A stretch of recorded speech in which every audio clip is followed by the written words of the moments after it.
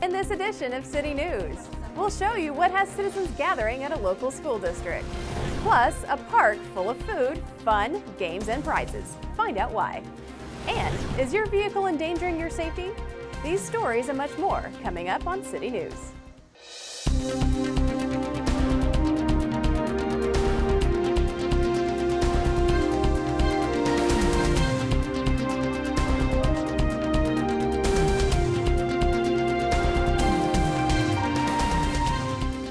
Hello and welcome to City News. I'm Abby Grimion. The 17th anniversary of the 9/11 terrorist attacks was remembered by the city of Hawthorne outside City Hall. Members of the U.S. Air Force and the LA County Fire Service spoke of their memories and how the events of that day not only impacted them, but shaped our nation. We understand exactly what it meant to go in when that bell sounded, and they jumped to go to their call of duty and help recover some of those people as best they could and lost their lives during that time. So when we hear that response ball go off and we lead our troops to, whether it's a fire protection service, fighting fires, or it's a life safety mission to help rescue someone, we don't just do that for now for us, but we do that also in honor of those that went before us and lost their lives on that grave day. The memory of those who gave their all on that fateful day impressed others on how they continue to serve the United States. I did learn to act and know that my attitude, commitment, and teamwork will continue to be tested. But with great Americans willing to act from supporting agencies across this great nation, we will continue to fight for freedom and all that makes this nation great. I encourage everyone to reflect on what happened and remember the sacrifices that were made, not only at that fateful day, but also in the numerous deployments that occur to this day to root out terrorism and secure peace for our world. Mayor Alice Vargas concluded the ceremony with a reminder of hope for those who remember the events like it was yesterday. For me, it hit home when I found out that one of my coworkers at Raytheon that I used to sit with in meetings, and we collaborated together, that he passed away. He had gone to Massachusetts, to Boston, for a meeting at Raytheon headquarters. And when I found out that one of my classmates from Bishop Montgomery passed away also. And at the end, they didn't get us. Out of tragedy, goodness comes. The 9/11 commemoration ceremony is available on our YouTube channel at Hawthorne Community Television. Takata airbag recalls have sparked safety concerns among many drivers. Trystan Davis demonstrates how to check if your vehicle is safe. Airbags have always been thought of to keep drivers safe. But what if I told you that nearly 70 million airbags in approximately 25 million different vehicles, just like this one, will be under recall in the United States by 2019? So how do you know if your vehicle is safe? Well, I'm going to show you. It's quick, easy, and may potentially save you or somebody else's life. 3 steps is all it takes to check if your car is at risk for false airbag deployment. Step 1, locate your vehicle identification number, or VIN, on the driver's side dashboard by the windshield or on your insurance card. Step 2, visit www.airbagrecall.com and enter your 17-digit VIN or license plate number in the search bar. Step 3, information on the vehicle should appear on the screen. Carefully read the description and check to see if the website states recall incomplete or lists any other type of recall. Make sure you schedule an appointment at your local automaker's dealership as quickly as you can, as your airbag is a danger to you and your passengers. You can also sign up for recall alerts on the National Highway Traffic Safety Administration's website at www.nhtsa.gov. For HCTV, I'm Trystan Davis. For more information on the Takata recall, visit www.nhtsa.gov. Hawthorne is filled with interesting people and all have unique stories to tell. The Historical Society has created a guest speaker series in an effort to showcase these individuals. Lucy Ravitch, a self-published author of interactive children's books who has also been on Good Morning America, had a chance to share her story with the community. I actually tried to get this traditionally published for 7 years, and it never, like they always said, oh, it's kind of off the beaten path, it's too different. So after finally Scholastic said no on it, I'm like, you know what, I'm just going to do it myself. Audience members had a chance to ask her questions about her book, The Pancake Menu, which helps parents and kids work together to learn math and cooking skills. If you would like to find out more about attending or reaching one of the speakers, please contact the Hawthorne Historical Society President Danny Juarez at hawthornehistorical@gmail.com. The local youth have another place where they can get help in their job search. Tony Long Jr. has more. The community was on hand to witness and celebrate the grand reopening of Gardena One Stop Center, which is the 4th office in the South Bay area, along with Carson, Inglewood, and Torrance. It's an area for businesses and individuals to come in and receive services, either job training or employment services, or help businesses with their incumbent workers to get retrained, upgrade their skills. This is a wonderful event, and the one thing about Gardena is they hustle their butts to get people hired in companies. So, I mean, you can't get better than that. The facility offers visitors more resources as they continue to look for available employment opportunities. Well, we've expanded services here. We've added about another dozen computers. We've added some rooms. We've added this room, which is a nice conference room where we can meet employers and greet employers. For youth assistant Sequoia Oliver, the center has helped her prepare not only for a job, but her future career work. Working here has taught me how to be more professional because I want to pursue a career in business. So, I know how to dress now. I did files, learned how to work the computers, the printing, the fax, and copy machines. Hawthorne residents are encouraged to visit the facility. Hawthorne services, Hawthorne businesses and individuals are reached out to, and we make it as convenient as possible for those individuals to go where's the most convenient place for them. South Bay Workforce Investment Board CEO Jan Vogel says that the Gardena One Stop Center will also serve as a charter school, offering basic skills training, ESL training, and a high school diploma. This is Tony Long Jr. for HCTV.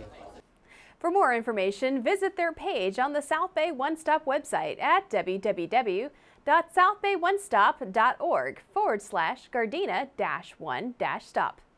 Coming up next on City News, find out how a local young woman had the opportunity of a lifetime and what school continues to make major changes. There's more news ahead. We'll be right back. Get your You're not sitting here. Yes, I am. Move. Give it to him hard. No. Every day, kids witness bullying. Why you stabbing me with it? No. They want to help, Ow. but don't know how. Teach your kids how to be more than a bystander. Visit stopbullying.gov.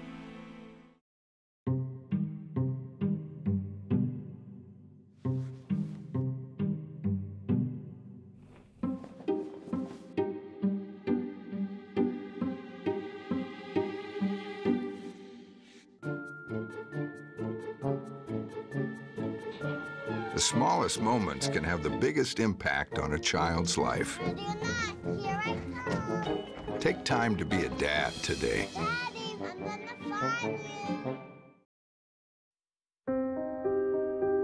Here's to the things that can keep us safe.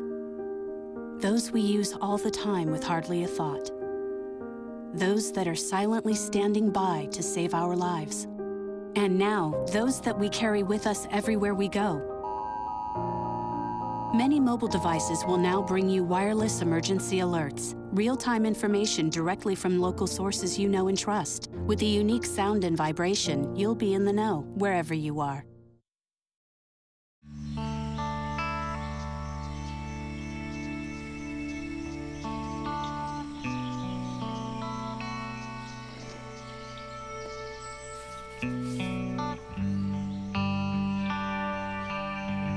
This is the moment I knew.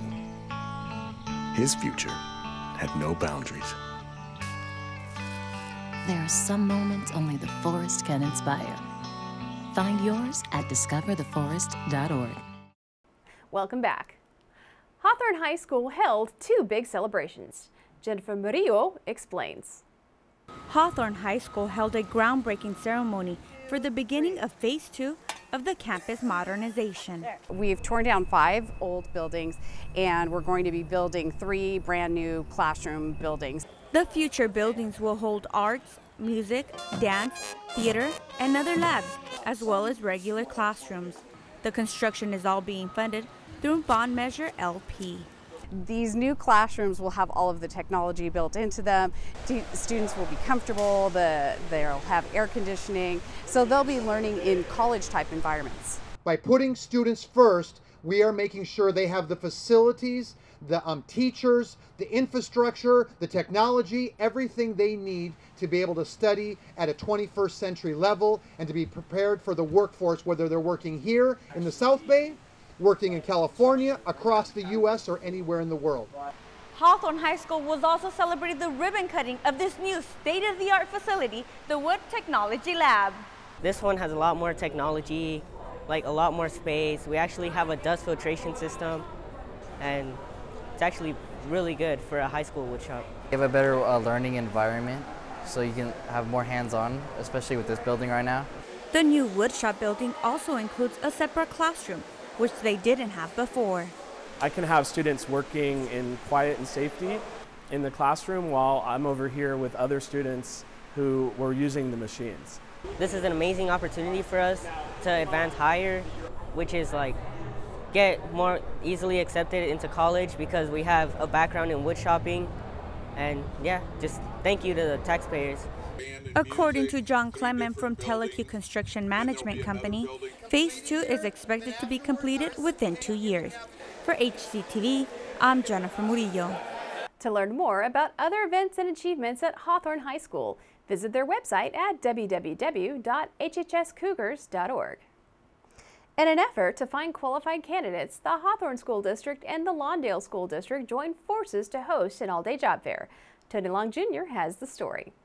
The Hawthorne School District boardroom served as the primary arrival site for the job applicants. We're looking to fill instructional aid positions and after-school program leader positions. This is the first time that both districts have collaborated to put together a job fair, stemming from a common cause. We both had a need, start of the school year. We started in late August. There's a number of vacancies, so that means we have positions to fill. For those who couldn't make the job fair, don't worry, there's still time to apply. This is just our kind of on-the-ground event to get people through the door, but our applications are available on our website and also on EdJoin, and we certainly encourage individuals to apply. According to Hawthorne School District Associate Superintendent of Human Resources, Dr. Brian Markarian, both districts could get together to collaborate on another joint job fair in the future. For HCTV, this is Tony Long Jr. For job applications and more job searches, go to the employment page for the Hawthorne School District website at hsd-ca.schoolloop.com. An El Camino College student landed an internship at a top security location. Jennifer Murillo tells us why. Out of 280 community college students from across the nation, one El Camino College student was selected to do an internship at NASA. Jessica de la Cruz, a recent graduate from El Camino College and student in the Science, Technology, Engineering, and Mathematics program, also known as STEM, spent 4 intensive days at NASA's Armstrong Flight Research Center. We got to work with NASA engineers and staff and faculty there, so it was a different experience that a student wouldn't have on a textbook. De la Cruz, among many other college interns, had the opportunity to tour the flight center, interact with mentors, and also participate in a rover competition, where they had to develop and pitch their product to NASA. Just to really have an experience working there, like a potential engineer would do, and facing the challenges that they do every day was really encouraging for me, and it motivated me to really pursue my career. De la Cruz says she learned about the NASA internship through the Math, Engineering, Science Achievement Program, also known as MESA, and also credits the STEM program at El Camino for preparing her so well. She was always very engaged, always interested in learning the concepts and understanding, which is what I'm all about when I'm teaching. Here in MESA, we got to get in a community. We had the opportunity to get in a community and to learn with other students that are going through the same classes as you are, and they have the same homework, and we're all struggling, but somehow by working all together, you really get the full learning experience, and whatever problems you can't solve, your friend can do it. Professor Jeffrey Cohen says she is among many others in the STEM program that have also said how much they really appreciate their classes at El Camino. All the years I've been here, the students that I teach, when they come back to visit, they always talk about how well prepared they are in their STEM classes. De la Cruz says it was so rewarding to participate in such great programs and will be continuing her education at UC Irvine with hopes of one day becoming a project manager. For HCTV, I'm Jennifer Murillo. For more information about the program at El Camino College, go to their website at www.elcamino.edu/academics/MESA. When we return, we'll take a look at the new path traveled in town.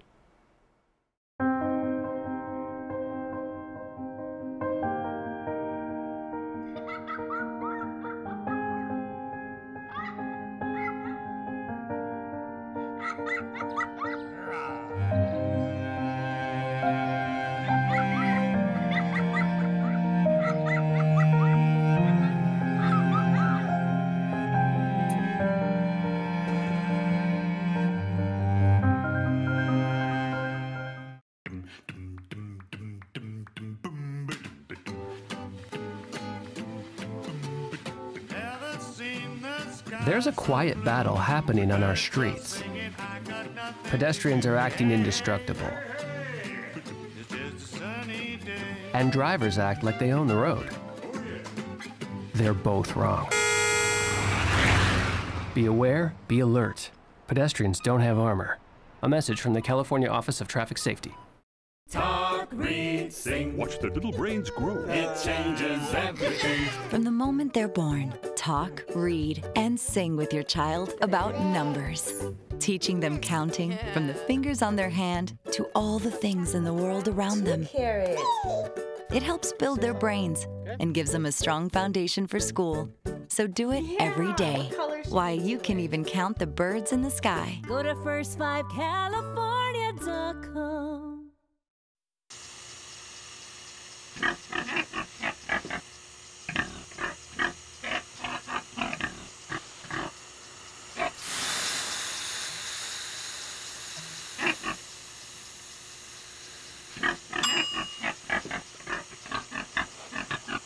Cook foods to the right temperature using a food thermometer. 3,000 Americans will die from food poisoning this year. Keep your family safer. Check your steps at foodsafety.gov.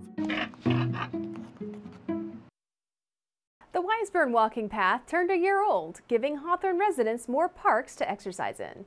At the one-year mark of the opening of the Wiseburn Walking Path, Public Information Officer Mark Biscoff recalled why the park is a welcome addition to the neighborhood and how Caltrans played a part. Our involvement was to grant permission to use our right-of-way. It's actually a Los Angeles County Department of Parks and Recreation project, and they approached us a number of years back to see, because they wanted to create this whole parkway, and they needed to use our right-of-way, which is our portion of land on this slope as it runs along the I-405.